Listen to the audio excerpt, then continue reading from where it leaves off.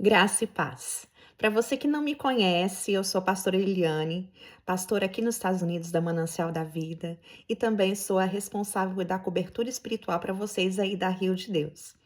Olha, eu sou pastora já há 22 anos, meu Deus, eu tô perdendo as contas já. Me converti, eu tinha 19 anos de idade, então já são mais de 30 anos aqui na presença do Senhor. Ó, trouxe um companheiro aqui para vocês. Então, gostaria de compartilhar um pouquinho com vocês a respeito da visão a qual o Senhor me deu, da qual a gente tem buscado implementar dia após dia, e nós temos visto sucesso e frutos dessa visão a qual o Senhor nos direcionou para conduzir a igreja. Bom, queridos, então, a primeira coisa é que eu quero ler para vocês o que está escrito lá em Malaquias. Olha só, Malaquias 4:6 diz o seguinte: e ele fará que o coração dos pais se voltem para os seus filhos e o coração dos filhos para os seus pais. Do contrário, olha só, do contrário, eu virei e castigarei a terra, separando-a para a destruição. Então, aqui fala a respeito de pais e filhos, ou seja, nós estamos falando de família. Então, a igreja também foi chamada para ser família. E aqui, queridos, o projeto inicial do Senhor, lá em Adão, lá no Jardim do Éden, era justamente sobre isso, para construir uma família que o adorasse, construir uma família que o representasse. E com o advento do pecado, esse sonho parece que foi parcialmente ali, né, tentado ser destruído por Satanás. Porém, através do sangue de Jesus, nós temos o quê? Essa reconciliação. Reconciliação dentro da casa, dentro da família. Quando nós falamos de família, quando nós falamos de famílias bíblicas, às vezes a gente tem um conceito romantizado de que tudo era perfeito, tudo era lindo, e eu gostaria de compartilhar um pouquinho com vocês a respeito dessas imperfeições das famílias. As famílias bíblicas não eram perfeitas, pelo contrário, talvez se fosse eu, se fosse você naquele tempo, nós seríamos o primeiro a desaprovar várias e várias atitudes e posicionamentos das famílias daquela época. E eu quero começar com uma das mais pontuais que tem na Bíblia, que é justamente quem? Família de Abraão, gente.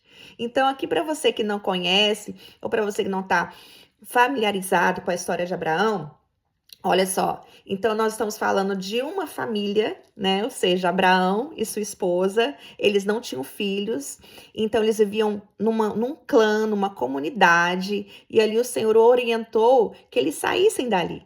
Então eu vejo mais ou menos isso acontecido com Abraão, com o que aconteceu com a minha família. Nós fomos chamados para uma outra terra, para uma outra nação. Estamos aqui nos Estados Unidos já vão fazer 15 anos edificando a igreja, servindo ao Senhor e procurando ser fiel em todos os caminhos que ele nos propôs andar. Abraão, junto com a sua família, eles mudaram-se. Eles fizeram uma imigração, né? Imigraram para outro país, para outra terra. Porém, Abraão, como ele não tinha filhos, ele tinha um filho do coração. E esse filho é o sobrinho dele, Ló. Na verdade, o que aconteceu foi que o irmão de Abraão faleceu.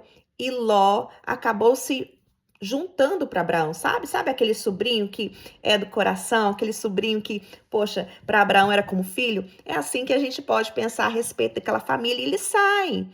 E eles saem, vão para outro lugar, vão implementar outras coisas.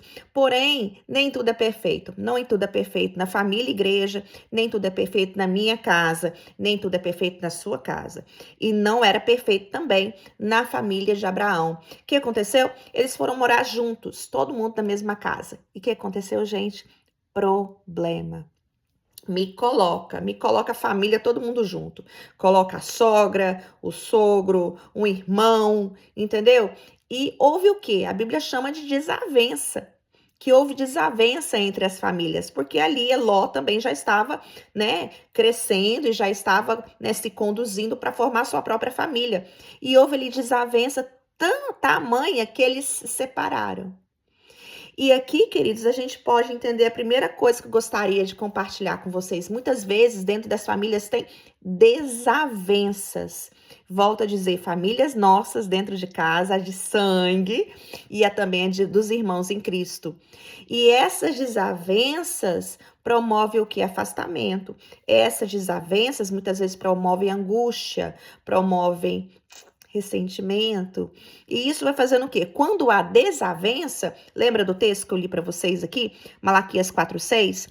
Do contrário, olha só, quando não há reconciliação, quando não há comunhão, quando não há perdão, diz o seguinte: do contrário, eu virei e castigarei a terra, separando-a para destruição. Então, não existe prosperidade onde há desavença.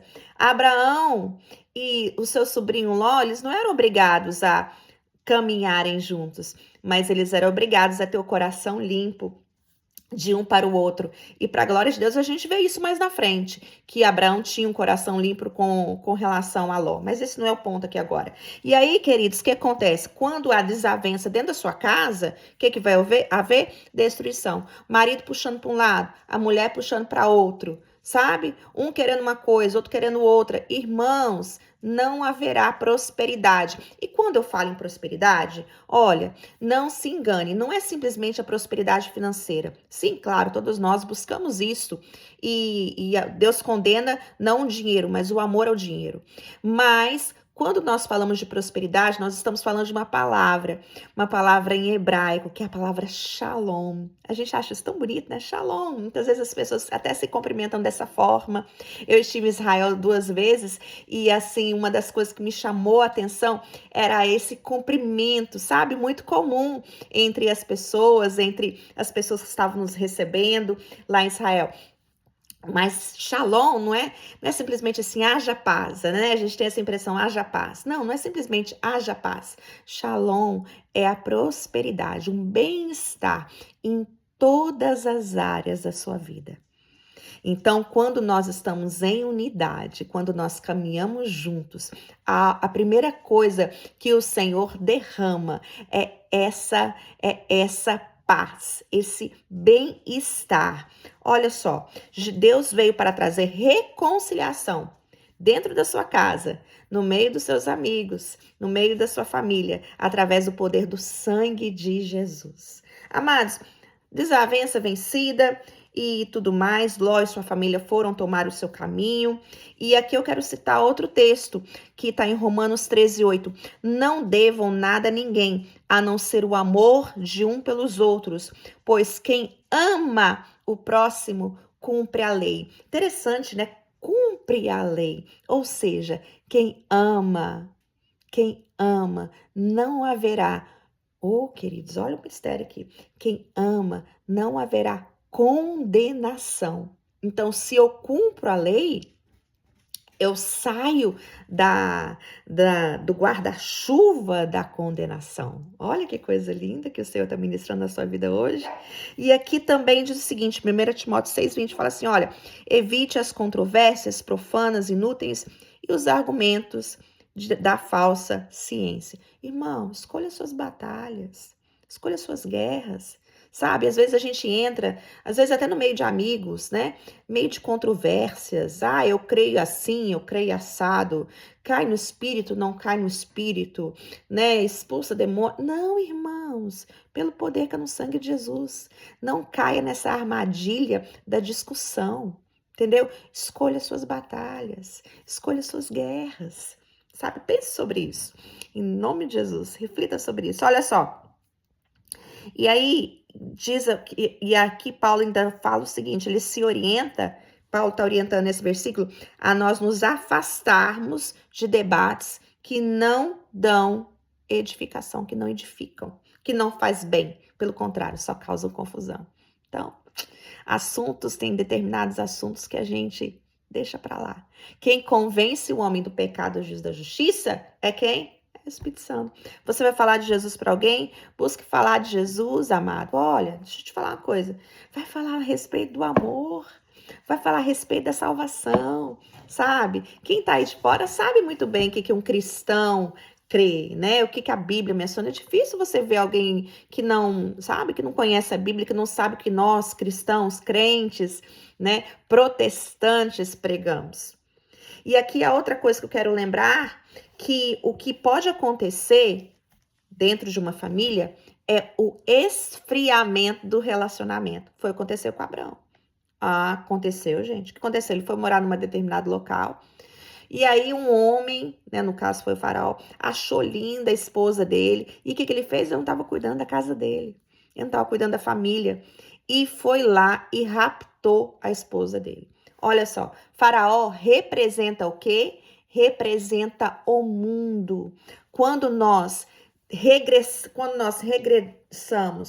perdão, quando nós andamos para trás nos nossos relacionamentos com Deus e com os irmãos, o mundo, ó, suga. O mundo sequestra. Será que o seu coração não tem sido sequestrado pelo mundo por causa do seu afastamento, por causa do seu isolamento? Família tem que estar junto. Família precisa estar reunido. Por isso que nós temos cultos na igreja, né? Por isso que nós temos reuniões de estudo. Eu sei que vocês ainda estão aí num processo, né, de edificação, de escolha de lugar e tudo mais, irmãos, mas estar junto, não percam nenhuma oportunidade para estar com os seus irmãos. E aconteceu o quê? A esposa de Abraão foi sequestrada por Faraó, sequestrada pelo mundo. Às vezes você até está de corpo presente, mas o seu coração está longe, sabe? Não está presente, o seu coração não está presente, sabe? E quem não está presente acaba sendo refém de ansiedade, acaba sendo refém, queridos, de medos.